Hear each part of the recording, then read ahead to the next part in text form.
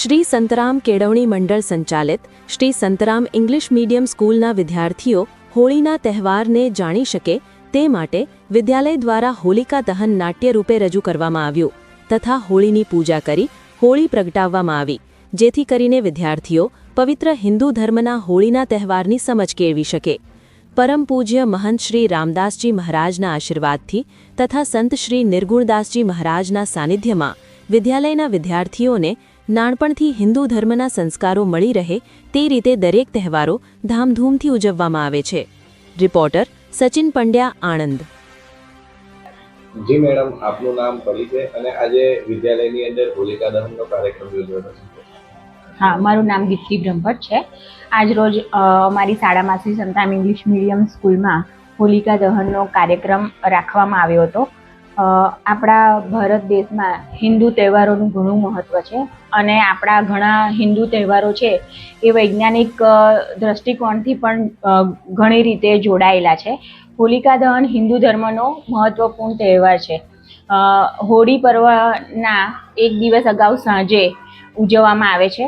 આ વિધિ જે છે એ અસત્ય ઉપર સત્યની જીત ના પ્રતીક રૂપે મનાવવામાં આવે છે.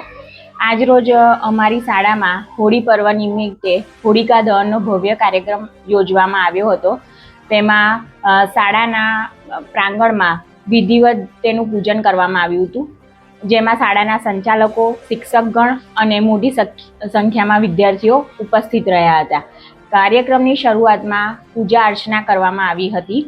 હોલિકા દહનના ધાર્મિક મહત્વ અંગે વિદ્યાર્થીઓને માર્ગદર્શન આપવામાં આવ્યું હતું, જેમાં વિવિધ કેરેક્ટરો બનાવવામાં આવ્યા હતા, જેમાં હોલિકા માતા, ભક્ત પ્રહલાદ, નરસિંહ અવતાર અને હિરણ્યકશ્યપનું કેરેક્ટર અહીંયા લાઈવ ઊભું કરી અને તેનું નાટ્ય બતાવવામાં આવ્યું હતું વિદ્યાર્થીઓને, જેથી કરીને તેનાથી તેઓ માહિતગાર થાય. હોલિકા દહન પ્રહલાદ અને હોલિકાની પૌરાણિક કથાથી જોડાયેલું છે.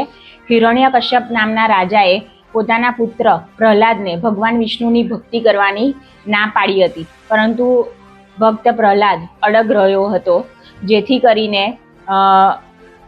હિરણ્યકશ્યપે ઘણી બધી વાર તેને મારવાનો પ્રયાસ કર્યો હતો અને અંતે તે શક્ય ન થતાં તેણે પોતાની બહેન જે છે હોલિકા છે તેને ભગવાને વરદાન આપેલું હતું કે તેને અગ્નિ બાળી શકે નહીં.